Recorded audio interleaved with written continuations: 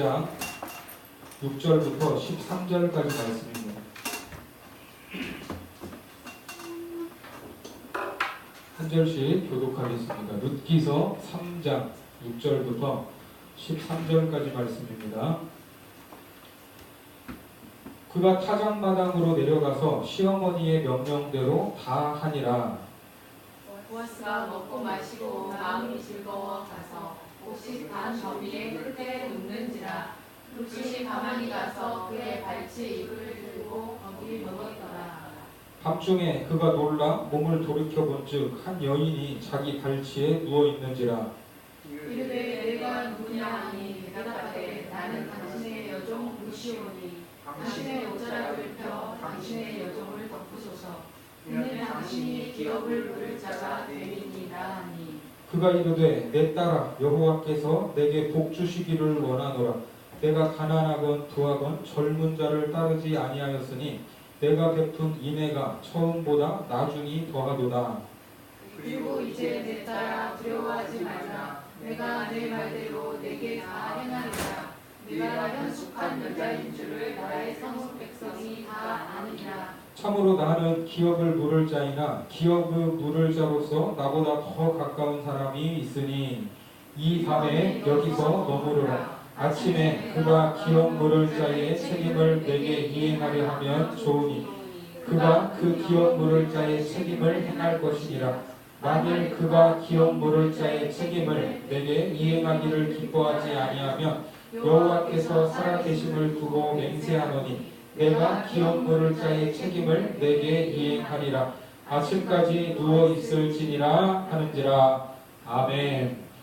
오늘은 룻기서 7번째 시간입니다. 이 룻이 누구였죠? 시어머니를 따라 이스라엘까지 온 이방 나라 이 모압의 젊은 여인이었습니다. 룻이 자기 고향 땅 모압에서 새롭게 출발할 수 있었지만 그 모든 가능성을 포기하고 아무것도 가지지 않은 시어머니를 따라서 이 이스라엘 베들레헴까지 올 수 있었던 이유는 다른 것이 아니라 바로 믿음 때문이었습니다. 이 고향으로 돌아가서 새로운 인생을 시작해라 하는 시어머니의 말에 룻이 이렇게 고백을 했죠. 룻기 1장 16절 말씀 같이 한번 읽겠습니다. 시작. 룻이 이르되 내게 어머니를 떠나며 어머니를 따르지 말고 돌아가라 강권하지 마옵소서. 어머니께서 가시는 곳에 나도 가고 어머니께서 머무시는 곳에서 나도 머물겠나이다. 어머니의 백성이 나의 백성이 되고 어머니의 하나님이 나의 하나님이 되시리니. 그렇습니다. 그러니까 룻의 행실이 늙은 시어머니를 모시겠다는 이 효심도 효심이지만 그것을 가능하게 했던 것은 하나님을 향한 믿음과 중심이 올바로 서 있었기 때문입니다. 자, 이 믿음의 고백 때문에 시어머니인 나오미도 더 이상 룻을 향해 고향으로 가라 이렇게 재촉할 수 없었고 결국 이 둘은 과부가 되어 베들레헴으로 돌아오게 되었습니다. 자, 그렇게 돌아온 두 여인들은 쉴 새 없이 이제 일을 해야만 먹고 살 수 있었고 이 룻이 할 수 있는 일이라고는 이삭을 줍는 일밖에 없었습니다. 그런데 룻이 이삭을 주우러 간 밭에서 운명적인 만남이 일어났습니다. 자, 룻이 누구의 밭으로 갔죠? 보아스의 밭으로 갔습니다. 성경에 보면 우연히 엘리멜렉의 친족 보아스의 밭으로 갔다고 말합니다. 자, 이 만남을 우연이라고 말하고 있지만 결코 우연이라고 볼 수 없는 만남이었습니다. 왜냐하면 그 밭에 룻이 왔을 때 때마침 보아스가 나왔고 보아스는 이미 룻에 대해서 다 알고 있었어요? 몰랐어요? 다 알고 있었습니다. 이 룻이 어디 출신인지 또 누구와 함께 왔는지 그렇게 올 수 있었던 마음이 무엇인지 동네 사람들이 칭찬하는 룻에 대한 소문을 이미 보아스는 들어서 알고 있었습니다. 그래서 그런지 보아스는 처음 보는 이 젊은 과부 룻에게 감당하기 힘든 이 은혜, 이 조금 이 부담스러울 정도로 파격적인 대우, 처음 보는 남자가 젊은 여인에게 베풀어주는 호의다라고 하기에는 너무나 이 부담스러운 호의를 베풀어 줬습니다. 자, 그런데 이게 너무나 부담스러우니까 룻의 입장에서도 아싸 하면서 이걸 다 받을 수 있었어요, 없었어요? 받기가 부담스러웠어요. 예? 하지만 자기의 마음을 알아준 이 보아스의 마음에 룻은 마음을 열었고 보아스의 모든 선대, 이 은혜를 받기로 합니다. 그렇게 처음 이제 이삭 줍기를 하고 하루 동안 주운 이삭은 일반적으로 주울 수 있는 이삭의 양보다 훨씬 많아서 그 주워온 양의 보리를 보니까 누가 깜짝 놀라요? 시어머니가 깜짝 놀랐습니다. 왜? 이게 일반적으로 하루 동안에 주워올 수 있는 양의 보리가 아니었기 때문에. 그렇게 처음 이삭 줍기를 하고 이제 룻은 자기에게 헤세드의 은혜를 베풀어준 사람이 이제 보아스라는 것을 어머니에게 이야기를 해주니까 나오미, 이 시어머니가 그 이름을 듣고 아, 우리에게 누가 있어요? 기업 물을 자들이 있었다 하는 것을 기억하게 됩니다. 그리고 이제 한 걸음 더 나아가서 룻과 보아스를 이제 이어주려고 며느리에게 방법을 알려주는데 며느리에게 알려준 방법이 어때요? 이 방법이 너무나 파격적이었습니다. 깨끗이 목욕을 하고 기름을 바르고 단정하게 옷을 입고 아무도 모르게 타작마당으로 가라고 했습니다. 왜 아무도 모르게 가야 하는가? 그래도 거기까지는 이해할 만합니다. 그런데 그게 끝이 아니었죠. 자, 지난 시간 룻기서 3장 4절 말씀에 보면 자, 시어머니가 며느리에게 이렇게 시켰어요. 같이 한번 읽겠습니다. 시작. 그가 누울 때에 너는 그가 눕는 곳을 알았다가 들어가서 그의 발치 이불을 들고 거기 누우라. 그가 내 할 일을 내게 알게 하리라 하니. 자, 아예 보아스가 어느 이불로 들어가는지 잘 보고 있다가 그 이불 속으로 들어가라 이렇게 이야기했습니다. 이게 무슨 이게 아주 가벼운 그런 여자도 아니고 이게 자기 며느리 이 젊은 여인이 하기에는 쉬운 일이 아니었습니다.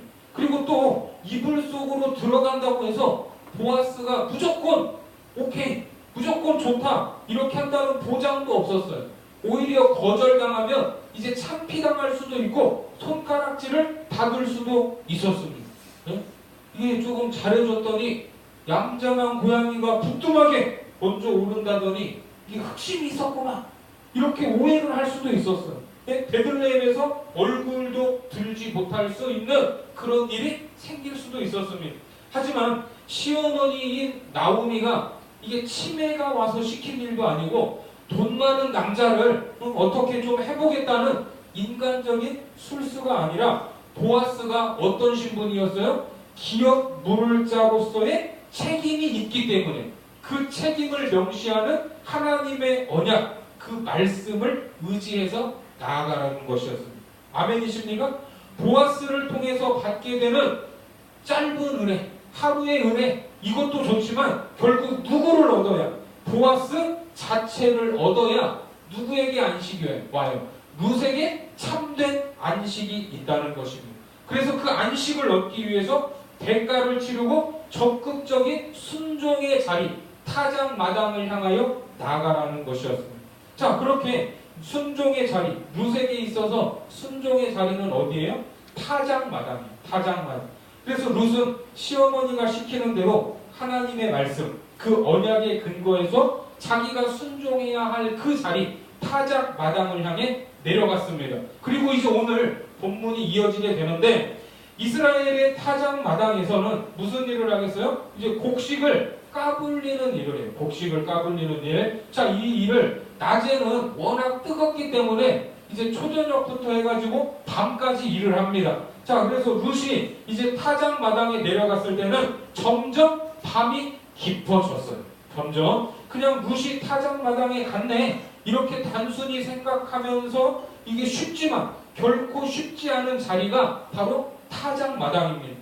타작마당은 말 그대로 이제 한 해의 농사를 수확하는 자리입니다. 기쁘고 풍성한 자리겠죠. 이제 한 해의 농사를 수확을 하니까 자, 믿는 우리들이야 기쁘고 즐겁고 풍성한 한 해를 감사하면서 매추절도 지키고 또 추수감사절로 하나님 앞에 올려드리지만 믿지 않는 사람들은 이 수확하는 날 어떤 일을 하겠습니까? 뭘 하겠어요? 네? 그렇죠. 예? 뭐 이게 뭐 이제 뭐 한 해의 농사, 뭐 요즘에 다 농사를 짓지 않지만 이제 뭐 월급을 받는다. 월급을 한번 생각해 보세요. 제가 군 생활을 할 때 이 급여를 받는 날이 매월 10일이었습니다. 10일. 이 그냥 10일 날 이제 급여를 받으면 그냥 퇴근하는 사람들이 얼마나 될까? 예? 회식을 하자고 하고 노래방에 가자고 하고 난리를 칩니다. 예? 급여 받는 날은 이 서너 명씩 이 룸사롱에 가서 밤새 술을 마셔요. 왜? 한 달 동안 고생하다가 월급을 탔다 이거예요. 그리고 이제 예? 아가씨들을 부르고 또 2차로 가서 또 나쁜 짓을 하러 갑니다. 그리고 나서 그 다음날 이제 그 속쓰린 배를 움켜잡고 후회를 해요. 내가 왜 그랬을까? 그리고 술김에 카드를 또 몇십만 원을 또 이렇게 긁는 거예요. 속은 쓰리고 카드도 돈도 나가고 그렇게 술 취해서 새벽 늦은 시간에 집에 들어가면 혼날까요? 안 혼날까요? 당연히 혼나죠. 예? 그런데 오늘 이번 달에 월급날에 그렇게 이런지 저런 짓을 해서 혼나고 몸도 상하고 돈도 나가고 후회를 해요. 그러면 그 다음 달에는 해야 돼요? 안 해야 돼요? 안 해야 되는데 그 다음 달 월급날이 되면 또 그런 일들이 반복됩니다. 다 그런 건 아니고 꼭 그 일부 몇 명이 있었어요. 한마디로 이 월급날만 되면 제정신이야. 제정신. 자, 지금 이 룻기의 배경이 되는 시대가 어느 시대였냐면 사사들이 치리하던 시대입니다. 떡집이라는 의미를 가진 베들레헴에 떡이 있었어요? 없었어요? 떡이 없었고 하나님은 왕이시다라는 뜻을 가진 엘리멜렉은 먹고 살기 위해서 이방 땅으로 가버리던 그런 사사시대입니다. 자, 왜 그랬는가? 그들이 정복한 이 가나안 땅의 문화가 이스라엘 가운데로 깊숙이 들어와서 영적으로 무엇이 옳고 그른가를 분별하지 못하던 시대였습니다. 우상을 섬기는 이방의 문화를 따라 살던 영적인 암흑기, 그때가 사사시대였는데 바로 이 룻기의 배경이 되는 시대였습니다. 자, 그러면 그 이방 문화가 이제 이스라엘 사람들을 이스라엘 사람들에게 들어왔는데 그러면 이방 사람들이 타작마당에서 뭐 하고 있었을까요? 예? 뭐 하고 있었을까? 자, 호세아서 9장 1절 말씀 같이 한번 읽겠습니다. 시작. 이스라엘아, 너는 이방 사람처럼 기뻐 뛰놀지 말라. 네가 음행하여 내 하나님을 떠나고 각 타작마당에서 음행의 값을 좋아하였느니라. 자, 이방 사람들은 타작마당에서 뭘 해요? 음행을 좋아한다. 음행. 자, 월급 받으면 하나님을 모르는 많은 사람들은 돈이 좀 생기면 월급을 받으면 뭐하러 가요? 나쁜 짓 하러 가요. 나쁜 짓 하러. 옛날에 그 타작마당에서도 그랬습니다. 타작을 마친 후에 벌어지는 축제는 말이 축제지 술판이에요. 술판. 부어라 마셔라. 그렇게 마시다가 술에 취하고 이성은 마비되고 본능적으로 움직이는 음란한 현장. 음란한 현장. 그것이 이방의 타작마당이었습니다. 자, 사람이 술 마시면 뭐가 된다고 그러죠? 술 마시면 개가 된다고 그러죠. 예? 이성이 사라지고 본능만 남아. 그러니까 지금 이 룻이 살던 이 동네가 베들레헴이라고 하더라도 이때가 사사시대였어요. 사사시대. 사사시대의 그 핵심 키워드가 이거였죠. 사사기 21장 25절에 보면 그때에 이스라엘의 왕이 없으므로 사람들이 어떻게 살았어요? 각기 자기의 소견에 옳은 대로 행하였더라. 자, 이런 시대였다면 그 타작마당의 풍경도 그렇게 다르지 않았을 것입니다. 타작이 끝난 후에 술에 취해서 본능만 남은 이 남자들이 이리저리 비틀거리는 그곳에 목욕하고 단장한 젊은 여인이 있다면 어떻게 되겠습니까? 험한 꼴을 당할 수밖에 없는 일이죠. 이것을 시어머니도 잘 알고 있었기 때문에 룻에게 어떤 부탁을 했어요? 모든 상황이 끝날 때까지 보이지 말라. 잘 숨어 있어라. 이렇게 이야기를 한 겁니다. 자, 3장 3절에 나오죠. 그 사람이 먹고 마시기를 다 하기까지는 보여라 보이지 말라. 그에게 보이지 말고 보아스뿐만 아니라 아무도 너를 보지 못하도록 잘 숨어 있으라는 말입니다. 왜? 그 타작마당은 위험하니까. 뛴다니까요. 위험하니까. 함부로 이렇게 누구 눈에 띄면 무슨 일을 당할지 모르니까. 그러니까 이 룻이 내려갔던 순종의 자리, 타작 마당은 그냥 곡식 추수하고 얌전한 자리가 아니라 어떻게 보면 룻의 입장에서는 많은 위험을 무릅쓰고 내려가야 했던 그런 자리였다는 겁니다. 아멘이십니까? 자, 순종의 자리, 우리가 순종해야 할 자리는 때로 위험한 자리가 될 수도 있어요. 우리는 하나님 이 문제를 해결해 주시면 내가 순종하겠습니다 라고 조건을 걸 때가 있습니다. 건강을 주셔요. 물질을 주셔요. 사람을 붙여주셔야 할 것 아닙니까? 하지만 순종의 자리는 먼저 무엇을 걸어야 돼요? 내 모든 것을 걸어야 하는 자리일 수 있습니다. 내 건강을 걸어야 되고 물질을 걸어야 되고 내 명성을 걸고 나아가는 자리가 순종의 자리입니다. 자, 이렇게 타작마당이 위험한데 어떻게 갑니까? 그러다가 잘못되면 어떻게 합니까? 네? 룻이 내려갈 때 보디가드를 몇 명 붙여줘야 될 거 아닙니까?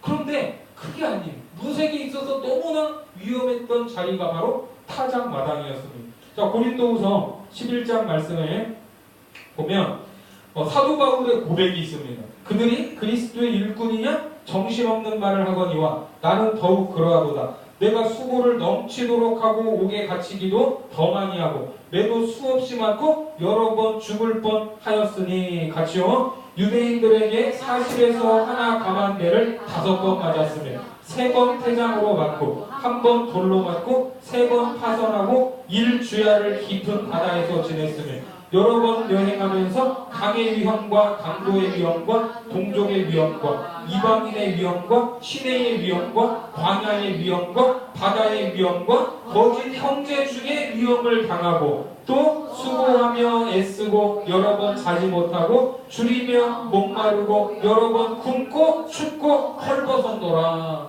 지금 사도 바울이 고백하는 이 현장이 무슨 현장이에요?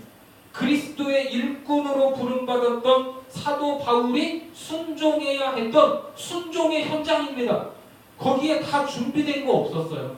가서 목숨을 걸어야 했습니다. 굶어야 됐어요. 헐벗어야 됐습니다. 방금 무슨 위험 나오는데 강의 위험, 강도의 위험, 동족의 위험. 아니 하나님이 가라고 하신 그 순종의 자리가 조금 이렇게 잘 준비되어 있고 갖춰져 있고 좀 편하면 얼마나 좋아요. 그런데 순종의 자리는 그런 안락함의 자리가 아니었습니다. 그런데 시어머니는 오늘 며느리에게 타작마당을 향해 나아가라고 했고 룻은 그곳이 위험한 곳인 줄 알면서도 한밤중에 그곳을 향해 나아간 것입니다. 그리고 누구의 이불 속으로 들어가요?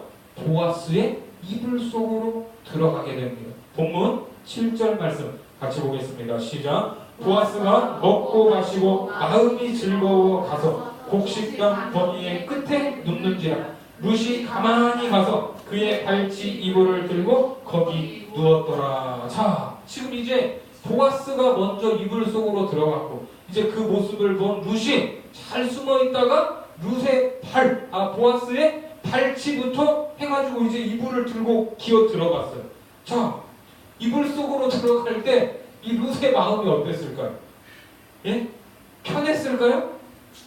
이거 자기 남편도 아니고 지금 이제 어떤 보아스에게서 어떤 반응이 나올지가 모르잖아요. 이게 받아줄지 아니면은 호통을 칠지 얼마나 두렵고 떨렸겠습니까? 아마 이 머릿속에 5만 가지 생각이 다 스쳐갔을 거예요. 이 사람이 나를 보면 뭐라고 할까? 나를 과연 받아줄까? 명박이라도 주면 어쩌나? 뭐라고 나는 말을 해야 하나?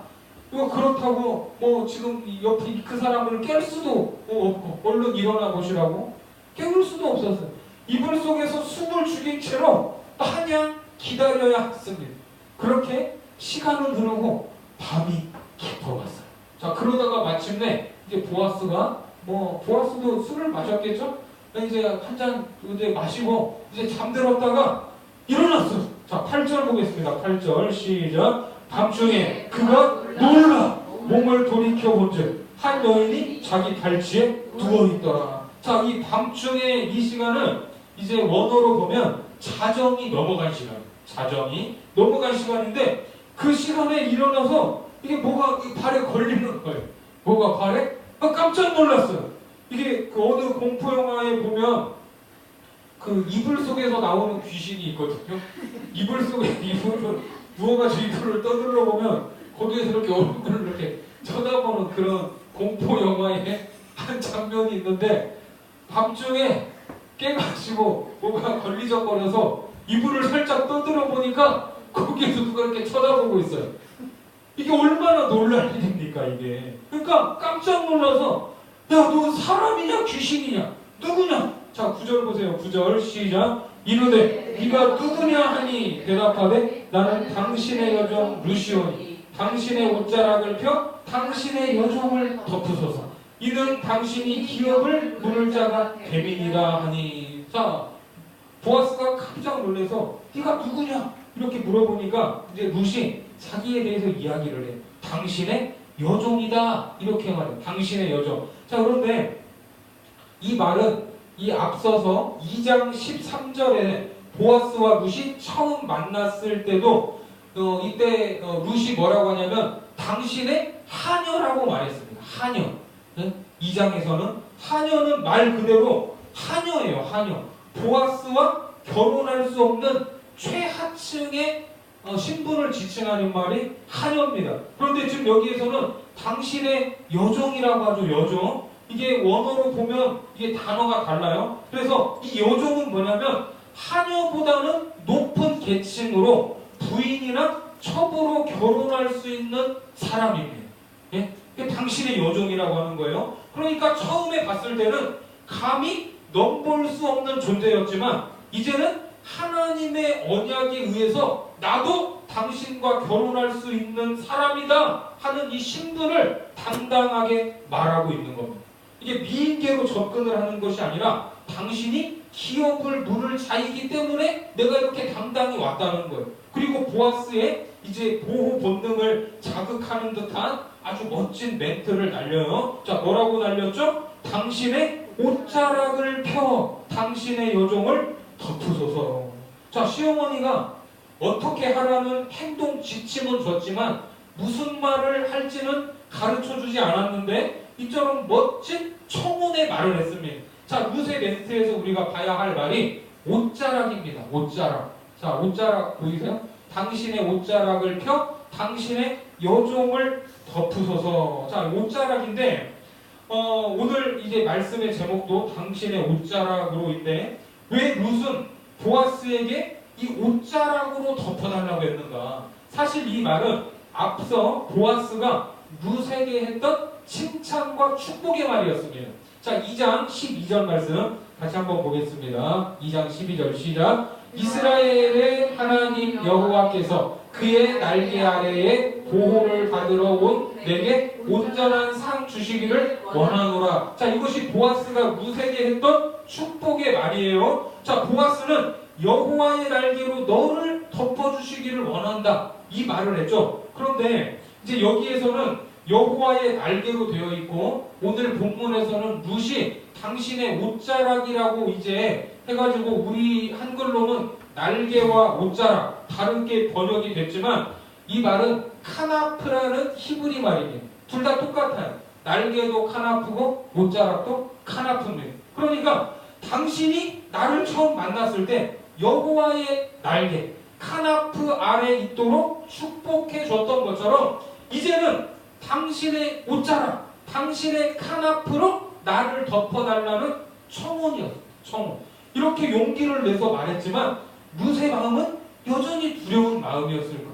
예? 보아스가 어떻게 반응할지 모르니까. 그런데 보아스는 그 청혼에 거절하지 않고 칭찬을 합니다. 자, 10절입니다. 본문 10절 시작. 그가 이르되 내 딸아 여호와께서 내게 복 주시기를 원하노라. 내가 가난하건 부하건 젊은 자를 따르지 아니하였으니 내가 베푼 이내가 나중이 더하도다. 그렇습니다. 오히려 룻의 마음을 편안하게 해주는 것. 내 딸아 여호와께서 너에게 복 주시기를 원하노라. 그리고 네가 가난하건 부하건 젊은 자를 따르지 않았다고 이렇게 말해요. 자, 이 말이 무슨 말인가?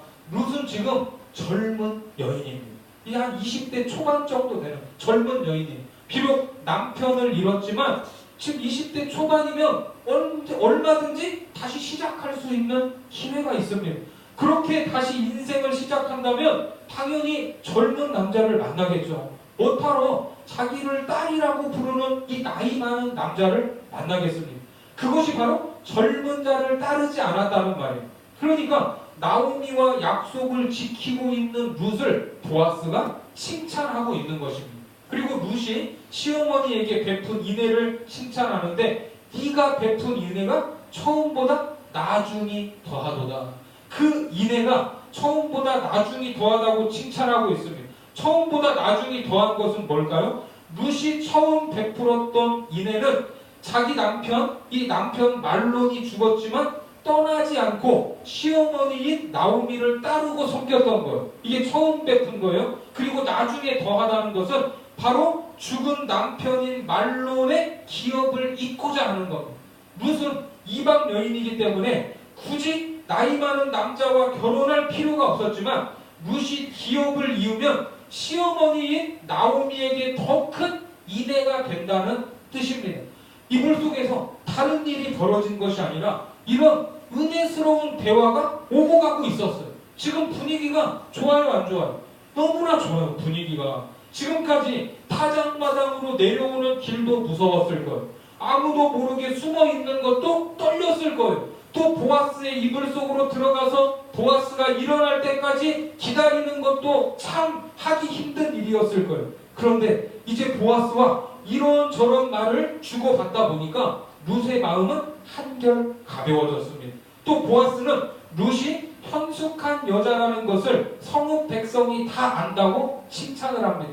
처음에는 시어머니를 섬기러 온 이방의 착한 여인으로만 알았는데 가만히 보니까 룻에게 뭐가 있어요? 참된 신앙 고백이 있었다는 것입니다. 그렇게 현숙한 여자라는 것을 베들레헴 사람들이 다 알고 있다고 말합니다. 하지만 정작 중요한 말은 하지 않았어요. 아직. 그러니까 앞으로 나를 어쩌겠다는 거예요.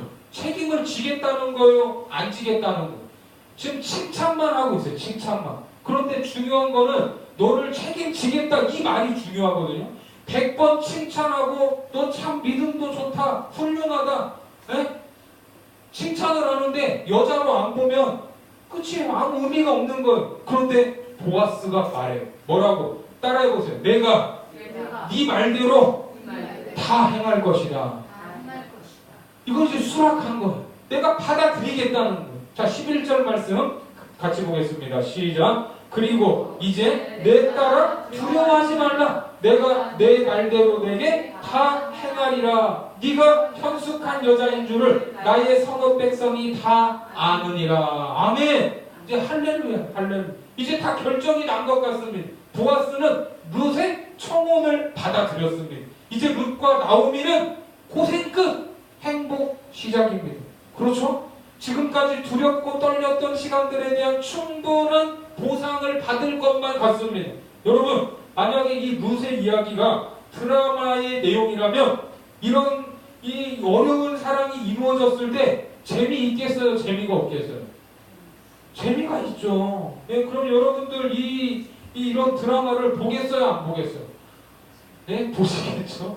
예? 그 사랑이 이리저리 꼬이고 복잡해지면서 될 듯 안 될 듯 해야 우리가 보잖아요. 너무나 뻔한 스토리는 안 보잖아요. 그런데 이 룻의 이야기가 드라마는 아니지만 눈을 뗄 수 없는 드라마처럼 남자 주인공과 여자 주인공의 사랑이 쉽게 이루어지지 않습니다. 지금까지도 어려운 과정이었지만 지금 보아스도 대답을 했지만 이게 쉽게 이루어지지가 않아요. 여기서 반전이 있어요. 반전. 뜻밖의 이야기가 튀어나옵니다. 자, 12절 보겠습니다. 시작. 참으로 나는 기업을 물을 자이나 기업 물을 자로서 나보다 더 가까운 사람이 있으니. 자, 이게 무슨 말이에요? 내가 기업 물을 자로서 룻 너를 내가 책임질 마음은 있는데 지금 이게 순번상 보아스가 1순위예요? 아니에요? 1순위가 아니면 룻을 바로 거둘 수가 없다는 거예요. 이게 무슨 날벼락 같은 말이에요. 지금까지 분위기가 좋았는데 내 말대로 다 행할 것이다 이렇게 말해놓고 야 근데 사실 나보다 이 순번이 더 빠른 사람이 있어. 더 가까운 사람이 있어. 나보다 더 가까운 사람이 있는데 그 사람이 기업 물을 자로서의 권리를 주장하면 보아스가 그 기업을 물을 수 있어요 없어요? 기업을 물을 수 없는 거예요. 그 말을 한 거예요. 자 루세 입장에서는 전혀 예측하지 못한 상황입니다. 그 두려움을 무릅쓰고 타작 마당까지 내려왔는데 떨리는 마음을 이기고 이불 속 그의 발밑까지 들어와서 기다렸는데 분위기 좋았는데 너무나 당황스럽고 갑작스러운 대답을 하고 있는 룻은 이제까지 힘쓰고 애썼던 모든 일들이 보아스보다 순번이 빠른 사람이 내가 할게 하면 지금까지 노력한 게 다 이제 수포로 돌아가는 잘못될 수도 있구나 라는 생각을 하지 않을 수 없었습니다. 우리는 이미 이제 결론을 다 아니까 걱정 마라 루사 어차피 너는 결혼을 할 거야. 뭐 드라마의 결론도 항상 있죠. 중간에 그래도 보면서 막 욕을 하고 그러는데 루사 걱정하지 마라. 너는 반드시 보아스와 결혼할 거야. 조금만 더 참아라. 이렇게 말할 수 있지만 지금 이 말을 그 이불 속에서 들었던 룻의 입장은 전혀 그렇지 않았을 겁니다. 더 가까운 친족이 그 권리를 주장하면 지금까지 믿음으로 결단하고 선택했던 모든 것들이 허사가 될 수 있어요. 자, 본문 13절 같이 보겠습니다. 시작. 이 밤에 여기서 머무르라. 아침에 그가 기업 물을 자의 책임을 내게 이행하려 하면 좋으니 그가 그 기업 물을 자의 책임을 행할 것이니라. 만일 그가 기업 물을 자의 책임을 내게 이행하기를 기뻐하지 아니하면 여호와께서 살아계심을 두고 맹세하노니 내가 기업 물을 자의 책임을 내게 이행하리라. 아침까지 누워있을지니라 하는지라. 그렇습니다. 그런데 우리가 살아가는 인생이 어쩌면 이렇습니다. 갑작스러운 일들을 만나게 되는 것, 예상치 못하는 일들을 만나게 되는 것이 우리의 인생입니다. 특별히 신앙생활을 하면서 열심히 기도하고 순종의 자리로 나와서 하나님이 우리에게 좋은 것을 그렇게 순종하고 하면 하나님이 우리에게 좋은 것, 내가 원하는 것을 좀 주실 것 같은데 이 정도면 된 것 같은데 줄 듯 말 듯 우리의 애간장을 녹일 때가 있습니다. 네? 그러면서 뭐라고 해요? 아직 하나님의 때가 안 됐다고 그러죠. 네? 자, 하나님께서 반드시 이 일을 이루시겠다는 확신이 있는데 일이 순조롭게 해결되지 않을 때가 있습니다. 그럴 때 있어요 없어요? 그럴 때가 있죠. 분명히 하나님께서 이루실 것은 알겠는데 내 생각과 다르게 하나님의 도움의 손길이 좀 지금 이 순간 있었으면 좋겠는데 없는 것, 임하지 않는 것. 정말 하나님께서 기뻐하시는 헌신을 했고 그분이 그 헌신을 기쁘게 받으셨다는 확신도 있는데 그런 때가 있습니다. 그런데 우리 하나님께서는 여전히 가만히 계시는 것 같아요. 우리를 여전히 기다리게 하십니다. 이게 남일이면 루사 조금 기다려라. 너는 반드시 결혼한다. 이렇게 말할 수 있지만 내가 그 입장이 되면 그런 말이 나와요 안 나와요? 그런 말이 쉽지가 않아요. 쉽지가 않아요.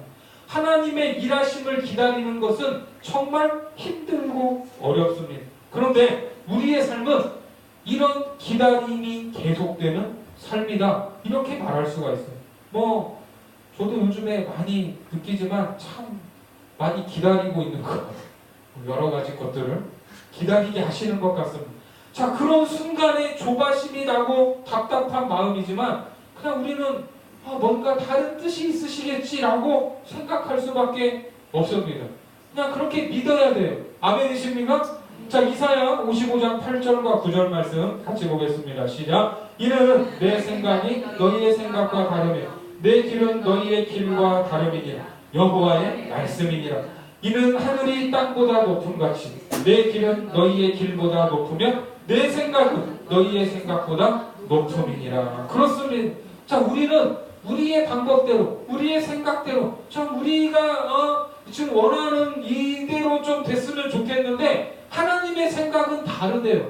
우리의 생각과 우리의 길과 다르대요. 그리고 우리의 생각보다 훨씬 더 차원이 높으시다. 그렇습니다. 하지만 하나님의 생각이 우리의 생각보다 더 오차가 없고 하나님의 길이 더 틀림이 없다는 것을 우리는 믿습니다.